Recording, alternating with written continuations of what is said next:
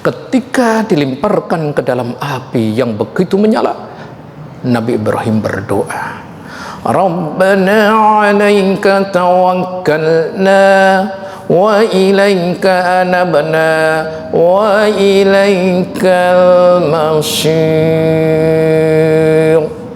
Allah dipanggil dari seorang hamba yang begitu tulus, ikhlas betul-betul, aslamtunya betul-betul, aku berserah diri kepadamu betul-betul, terbukti. Maka ya Rabb kami, kepadamu hanya aku bertawakal, kepadamu hanya aku kembali, dan seterusnya. Apa jawaban Allah? Allah langsung menjawabnya. Itulah jawaban yang begitu luar biasa, gak masuk akal kalau dilogikakan, tapi sebuah kenyataan. Itulah yang namanya mukjizat. Surat 21 ayat 69, Allah tabaraka wa ta'ala langsung menjawab itu.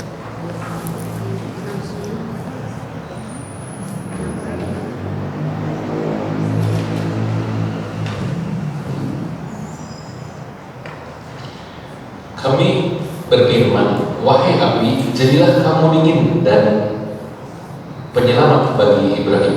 Iya, Allah langsung mengatakan melalui firman-Nya ini, ya nar, wahai api, kun, jadilah bardan dingin di atas diri Ibrahim. Api yang begitu besarnya di hadapan Nabi Ibrahim, ia menjadi dingin karena perintah dari Allah tabaraka wa ta'ala. Inilah orang yang begitu tawakal mutlak, api pun tidak berani menyentuhnya, api pun tidak bisa membakarnya, api pun tidak melukai atas diri Ibrahim, karena dijaga oleh Allah subhanahu wa ta'ala. Ini orang yang betul-betul aslamtu, betul-betul Nabi Ibrahim, aku menyerahkan diri kepadamu, bertawakal kepadamu, kembali kepadamu, memerangi musuh-musuhku, musuh-musuhmu, karena engkau ya Allah. Semuanya Masya Allah, luar biasa. Sejatinya ingin menyampaikan ini nanti sampai ba'da Isya, tetapi kasihan ummahat nanti nggak masak ya. Kemudian berikutnya, anabtu, aku kembali, yaitu aku kembali beribadah dan mengerjakan segala sesuatu yang dapat mendekatkan diri kepadamu. Mari kita perhatikan, siapa contohnya? Juga Nabiullah Ibrahim alaihissalam yang ideal luar biasa. Silahkan Surat Az-Zukhruf ayat ke-26-27. Az-Zukhruf surat ke-43.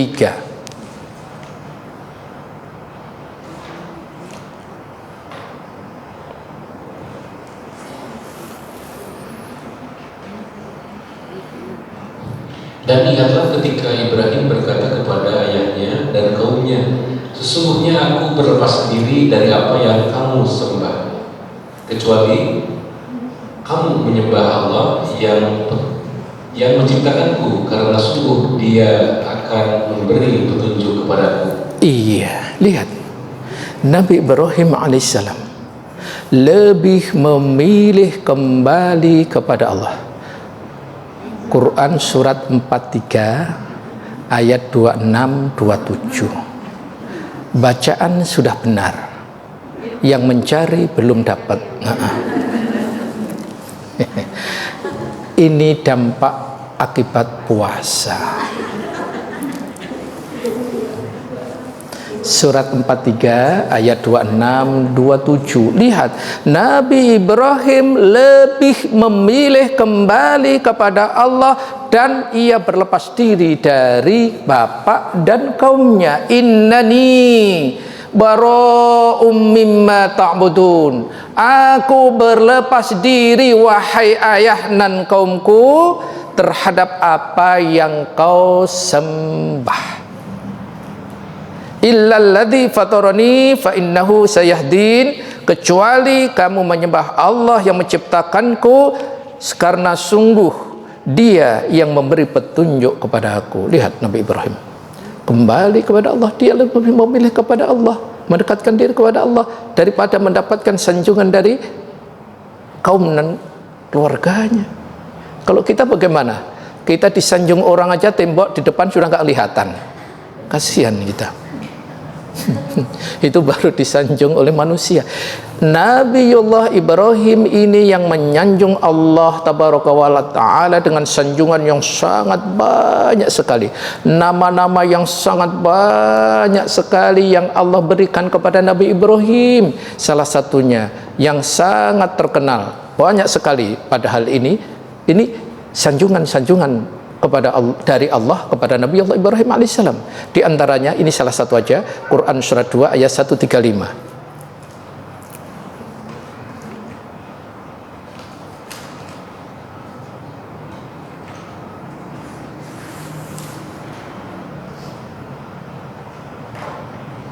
Dan mereka berkata, jadilah kamu pengganti Yahudi.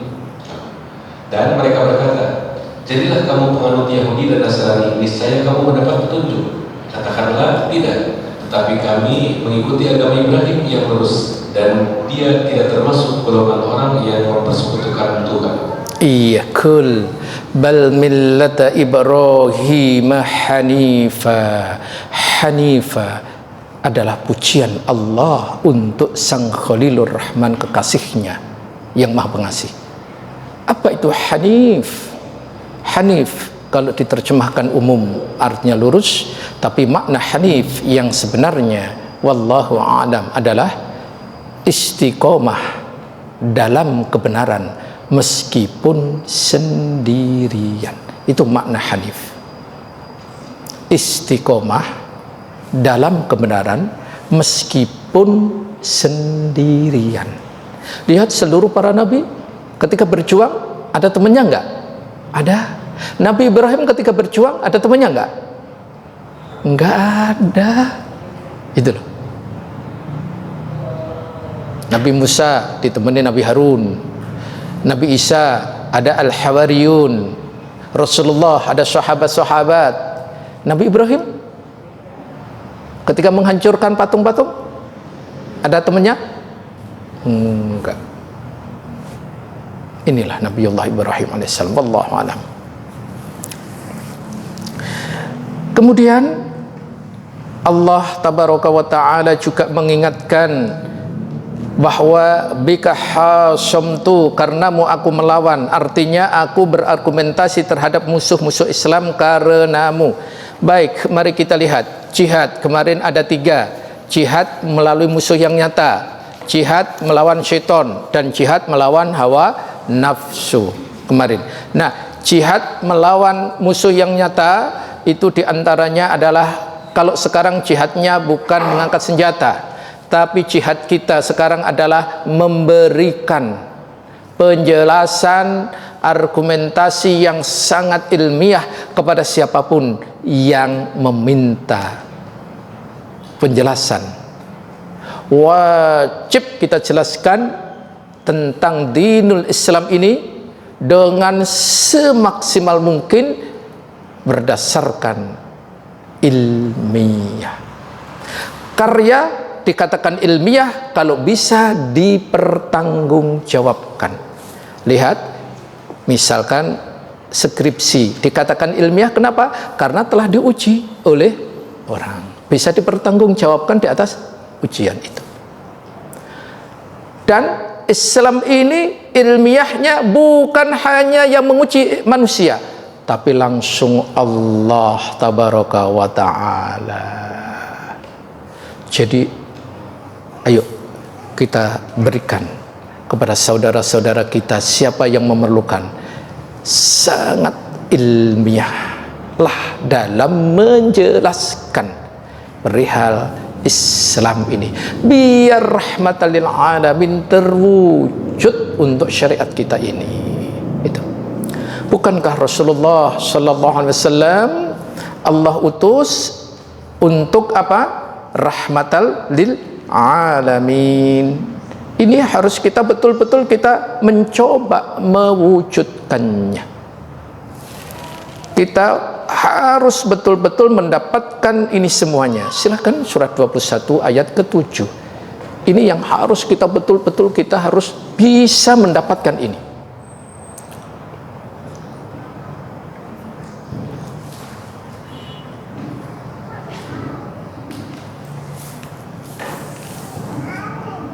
Dan kami tidak mengutus Rasul-Rasul sebelum engkau Muhammad, melainkan beberapa orang laki-laki yang kami beri wahyu kepada mereka. Maka tanyakanlah kepada orang yang berilmu jika kamu tidak mengetahui. Surat keberapa, akhi? 21 ayat 107. Oh iya, ini dampak puasa. Iya.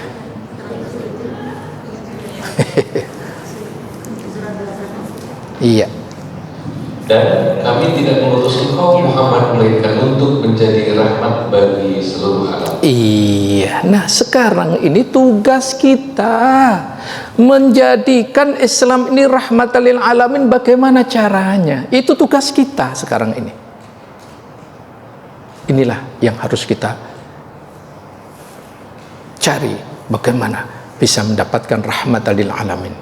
Makanya diantaranya harus dengan ilmu. Itu harus dengan ilmu. Insyaallah dengan ilmu tidak ada yang tidak terjadi. Karena dengan ilmu luar biasa dahsyatnya. Dan ilmu inilah yang akan mendapatkan derajat yang sangat tinggi di sisi Allah tabaraka wa taala. Allah mengangkat manusia ke derajat yang lebih tinggi karena apa? Iman dan ilmu. Mau kita diangkat derajat kita di sisi Allah tabaraka wa taala, jadilah orang yang berilmu. Kalau iman kan alhamdulillah sudah. Tinggal ilmu terus kita cari, terus kita gali, terus kita miliki. Insyaallah itu. Maka dengan semangat yang membara, hujan deras pun tadi jemaah sebelum hujan sudah sampai ya, pantas nggak basah. Udah nggak usah dilanjutin. Iya, baik, kita lanjutkan kandungan hadis. Yang pertama, kewajiban bertawakal kepada Allah. Sungguh dialah penyandang tunggal sifat-sifat kesempurnaan, dan hanya dia yang dapat menjadikan tempat bersandar. Maka tawakal, ada tawakal yang sahih dan ada tawakal yang salah. Tawakal yang sahih menyadarkan diri hanya kepada Allah tabaraka wa taala, karena Allah adalah kekuatan yang maha hakiki. Kalau kita menyandarkan kepada kekuatan yang maha hakiki, insya Allah penyadaran kita kokoh luar biasa. Namun sebaliknya, kalau seseorang itu menyandarkan kepada sesuatu selain Allah, dia punya kekuasaan, dia punya kekuatan, dia punya kemampuan, tapi terbatas. Contoh, orang yang menyandarkan kepada kekuatan, misalkan kekuatan A, ia ketika menjabat, setelah menjabat punya kekuatan itu? Tidak. Inilah penyandaran yang sangat rapuh sekali. Maka penyandaran yang paling kokoh adalah penyandaran kepada Allah tabaraka wa ta'ala. Dan tolong ikatlah ini. Ikatan ini ikatan yang tidak akan putus selama-lamanya. Tolong ini, pegang ikat ini. Quran surat 2 ayat 256.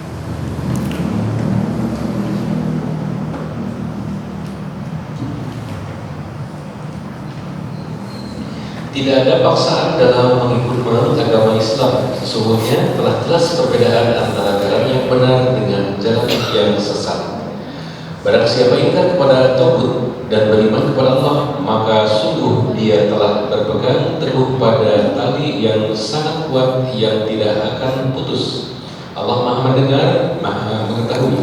Iya, coba jemaah amati, perhatikan, fahami, kemudian amalkan, maka akan mendapatkan kenikmatan yang luar biasa.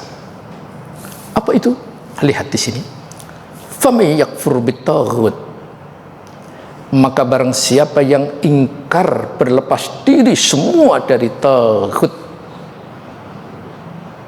berlepas diri dari seluruh kesyirikan-kesyirikan, meninggalkan semua bentuk kesyirikan-kesyirikan, wa yu'min billah, kemudian hanya kepada Allah ia menyandarkan diri, beriman, bertakwa, bertaslim, maka faqad istamsaka bil urwatil wuthqa la infisama laha, maka ikatan itu tidak akan putus untuk selama-lamanya.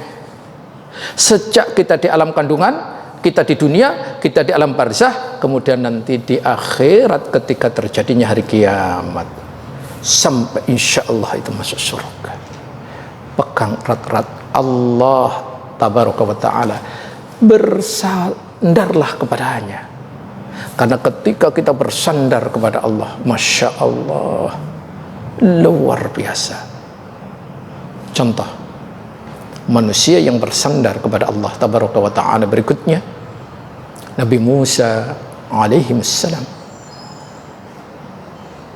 ketika belakang Fir'aun dan bala tentaranya, depan Laut Merah, sudah nggak ada jalan untuk melepaskan diri dari kejaran Fir'aun dan bala tentaranya. Tapi dengan tawakal yang sempurna, Allah berikan jalan. Apa itu? Allah perintahkan. Silahkan, Quran surat 2 ayat 50.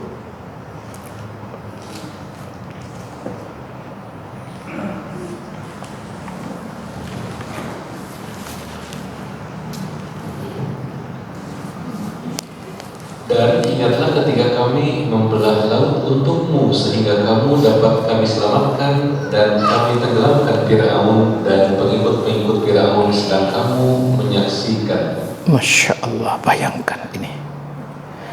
Kami membelah laut untukmu. Sejatinya siapa yang membelah laut ini? Allah tabaraka wa ta'ala. Syariatnya aja Nabi Musa memukulkan tongkatnya. Itu. Jadi syariatnya ya kita berusaha, namanya tawakal itu menyandarkan diri itu ya berusaha. Jangan menyandarkan diri tidak ada usaha. Pada suatu kisah, ada seorang sahabat yang ditanya Rasulullah, sudahkah engkau ikat untamu? Maka sang yang ditanya tadi, saya sudah bertawakal kepada Allah. Apa yang terjadi? Kata Rasulullah, namanya tawakal itu usaha dulu, diikat dulu, setelah usaha hasilnya dikembalikan kepada Allah. Jadi kita ya wajib berusaha semaksimal mungkin, hasilnya kita kembalikan kepada Allah tabaraka wa ta'ala. Baik ya.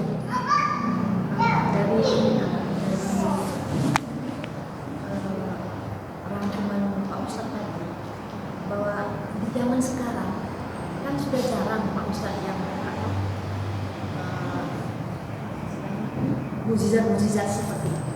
Nah, kalau kita berdoa sendiri, saya merasakan ada jalan keluarnya. Tapi untuk yang ini, apakah waktu itu pada ada Islam ini baru akan berkembang atau bagaimana? Maksud saya, karena ini kan di luar kekuasaan kita. Bagaimana? Iya, baik, barakallahu fik ya. Ini ada pertanyaan bahwa zaman dahulu laut dibelah, orang dibakar tidak mati. Itu namanya mukjizat. Nggak bisa dipelajari. Mukjizat itu nggak bisa dipelajari karena ini anugerah dari Allah kepada hamba-hambanya terkasih. Namun sekarang bagaimana? Adakah mukjizat? Sekarang sekali lagi pertanyaan, adakah sekarang mukjizat? Ada? Ada. Al-Quran. Al-Quran mukjizat terbesar Rasulullah yang akan menyelesaikan seluruh permasalahan sampai akhir zaman. Tuh. Iya, jelas ya, walaupun hanya sedikit kalimatnya, karena kami mencoba kalimat itu sederhana. Jadi kalau kita ingin jalan keluar yang sebenarnya, kembalilah kepada Allah dan Rasulnya. Demi Allah, Allah perintahkan.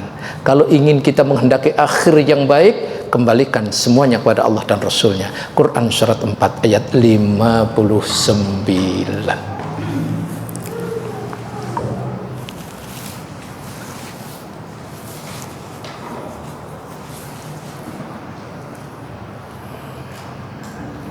Wahai orang-orang yang beriman, taatilah Allah dan taatilah Rasul Muhammad dan ulil amri atau pemegang kekuasaan di antara kamu. Kemudian, jika kamu berbeda pendapat tentang sesuatu, maka kembalikanlah kepada Allah dan Rasulnya atau Al-Quran dan Sunnahnya. Jika kamu beriman kepada Allah dan hari kemudian, yang demikian itu lebih utama bagimu dan lebih baik akibatnya. Iya, lihat di sini. فَإِن تَنَازَعْتُمْ فِي شَيْءٍ فَرُدُّوهُ إِلَى اللَّهِ وَالرَّسُولِ. Ilallah, kepada Allah maknanya Al-Quran, war-Rasul maknanya Sunnah. Siapa yang manusia sekarang ini yang mampu dan bisa serta berani mengembalikan segala farudduhu, kembali kepada masalah tadi ilallah war-Rasul ini, ternyata in kuntum tu'minuna billahi wal yaumil akhir, orang yang benar-benar beriman kepada Allah dan hari akhir. Apa keutamaannya apabila ia menyerahkan kepada Allah dan Rasulnya? Allah berikan dua jaminan. Jaminannya apa? Yang pertama, dzalika khair wa ahsanu ta'wila. Itulah yang terbaik akhir kesudahannya, yang utama dan yang lebih baik. Maka kalau kita ingin menghendaki, makanya mukjizat memang sudah nggak ada, tetapi mukjizatnya Rasulullah sampai akhir zaman. Apa itu? Al-Quran. Hebatnya Rasulullah. Semua mukjizat nggak bisa dipelajari, Al-Quran bisa dipelajari. Rasulullah bagaimana itu? Luar biasa. Masyaallah muslimin. Maka manusia yang paling terkasih di antara yang paling Allah kasihi adalah Rasulullah sallallahu alaihi wasallam. Kemudian sebaliknya, siapa orang yang paling dikasihi Rasulullah? Sekali lagi, siapa orang yang paling dikasihi Rasulullah? Ayo, siapa orang yang paling dikasihi Allah? Yang dikasihi Rasulullah. Kalau tadi manusia yang paling terkasih, paling dikasihi Allah adalah Rasulullah. Kemudian siapa orang yang paling dikasihi atau terkasih dari Rasulullah? Siapa? Orang yang selalu berselawat. Siapa? Menantunya. Padahal Rasulullah nggak pernah mendoakan menantunya. Maksudnya bukan mendoakan yang seperti layaknya kita berdoa gitu, bukan. Ternyata siapa yang paling dikasihi Rasulullah? Ummati, ummati, ummati, umatku, umatku, umatku. Itu. Semoga kita termasuk umatnya. Namun Mari kita perhatikan dulu. Ada sebuah pertanyaan, ya Rasulullah, apakah semua umatmu akan masuk surga? Apa jawab Rasulullah? Iya. Kullu ummati yadkhulunal jannah. Semua umatku akan masuk surga. Tapi jangan gembira dulu, itu koma. Ya, illa man aba, kecuali yang tidak mau atau enggan. Para sahabat bertanya, siapa yang orang disuruh diajak masuk surga enggak mau? Rasul mengatakan, man ata'ani dakhalal jannah. Barang siapa yang menaatiku, surga insyaallah. Wa man asani, barang siapa yang mendurhakaiku, faqad aba, itu loh orang yang enggak mau. Berarti pilihan hidup ini, kita mau naati Rasul atau durhaka kepada Rasul. Itu. Siapa manusia yang paling bertawakal berikutnya? Rasulullah sallallahu alaihi wasallam. Rasul itu manusia paling tawakal, ma'asyiral muslimin. Kisah demi kisah itu luar biasa. Inilah tawakal yang luar biasa. Baik, tawakal yang benar. Tawakal yang benar, saya akan mengambil salah satu kitab, yakni Jami'ul Ulum wal Hikam karya Ibnu Rajab Al-Hambali, menjelaskan hadis yang dimana tawakal adalah, tawakal sebenarnya penyandaran hati kepada Allah Azza wa Jalla untuk meraih berbagai kemaslahatan dan menghilangkan berbagai urusan dunia maupun akhirat, menyerahkan semua urusannya kepada Allah, serta meyakini dan membenarkan bahwa tidak ada yang memberi, menghilangkan, mendatangkan dan memberikan manfaat kecuali Allah Subhanahu wa ta'ala semata. Jadi dari rangkuman kitab ini, yang namanya tawakal yang sebenarnya adalah penyandaran diri kepada Allah dalam segala aspek kehidupan, baik yang mendatangkan kemaslahatan atau yang menolak kemadharatan. Yang mendatangkan kemaslahatan gimana? Misalkan kita berjuang, optimis, yakin aku mampu. Usaha dilandasi doa. Jangan lupa, usaha dilandasi doa. Hasilnya kita kembalikan kepada Allah. Insya Allah, yakin. Ketika hasbunallah wa ni'mal wakil, insya Allah, maka ni'mal maula wa ni'man nasir. Apalagi ditambah la haula wala quwata illa billah, kita menyadari tidak ada daya dan kekuatan kecuali pertolongan darinya Allah. Langsung Allah tolong sampai. Luar biasa. Ini yang harus ada pada diri kita agar umat Islam ini semua maksimal. Usaha yang maksimal, doa yang khusyuk, kepasrahan kepada Allah totalitas. Tidak ada masalah dunia yang hiruk pikuknya luar biasa itu. Masalah itu kalau sesuatu itu jadi masalah. Walaupun banyak masalah, tetapi kalau nggak jadi masalah buat kita, masalah nggak itu? Enggak. Walaupun hiruk pikuknya luar biasa, tetapi kalau kita nggak jadiin masalah itu, kan nggak ada masalah itu. Kita nyandarnya kepada Allah, kenapa kita harus takut? Gitu loh. Ini yang harus kita ketahui. Kemudian contoh tawakal yang terbaik adalah burung. Ya, contoh tawakal yang terbaik kata Rasulullah adalah burung. Ini hadis riwayat Imam Ahmad.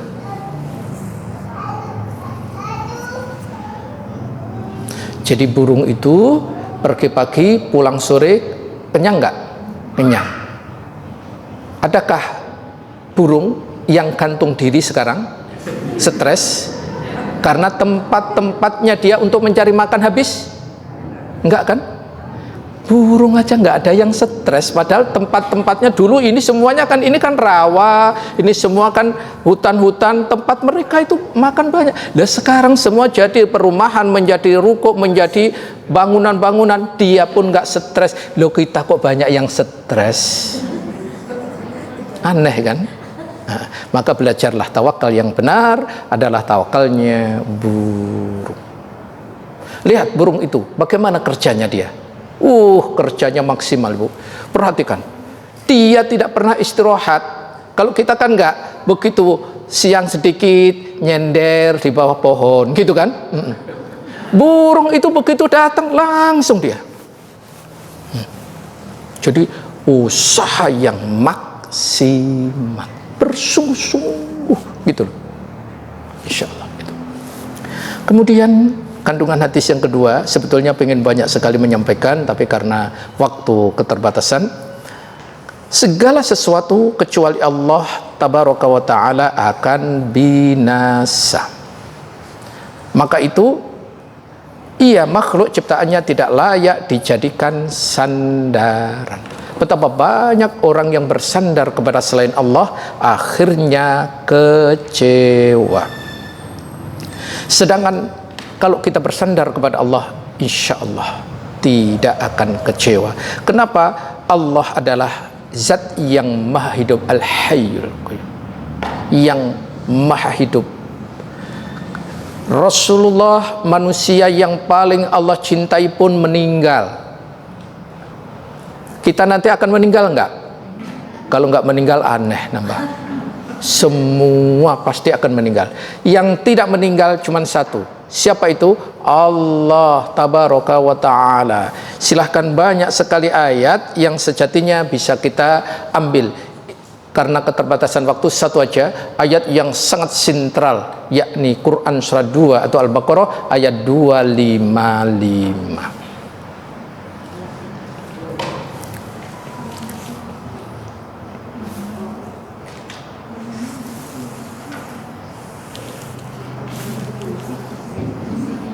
Allah tidak ada Tuhan selain Dia yang maha hidup, yang terus-menerus mengurus makhluknya, tidak mengantuk dan tidak tidur. Miliknya apa yang ada di langit dan di bumi dan apa yang di bumi.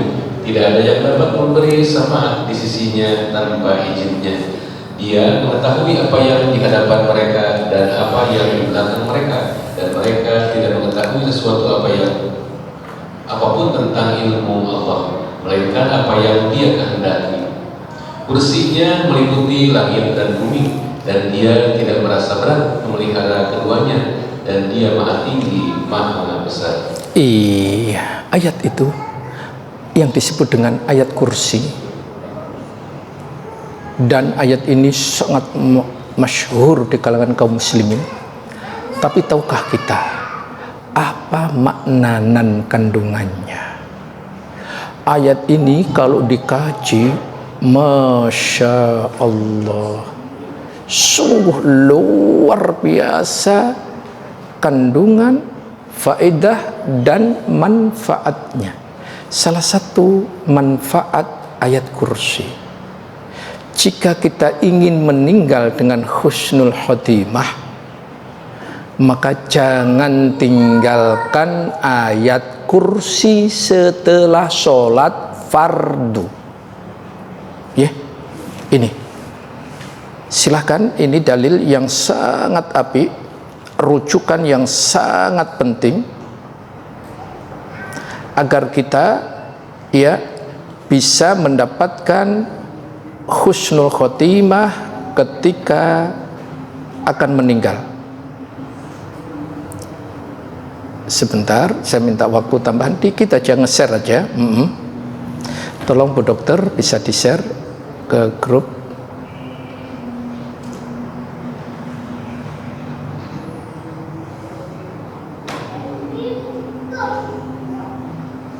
Iya, saya sampaikan, dan ini ada dua share. Share pertama adalah dalil bahwa jangan tinggalkan kalau kita ingin meninggal husnul khotimah setelah sholat membaca ayat kursi. Memang syariatnya setelah dzikir selesai sholat, salah satunya adalah membaca ayat kursi.